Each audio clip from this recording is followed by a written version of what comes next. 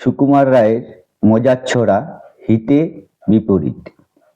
ওরে ছাগল, বলতো আগে সুড়সুড়িটা কেমন লাগে? কই গেল তোর জারি জুড়ি, লম্ফ ঝম্প বাহাদুরি? নিত্যি যে তুই আসতি তেরে, শিং নেড়ে আর দাড়ি নেড়ে।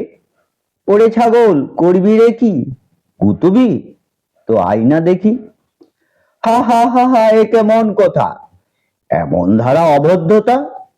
শান্ত যারা ইতর প্রাণী, তাদের পরে চোখ রাঙানি?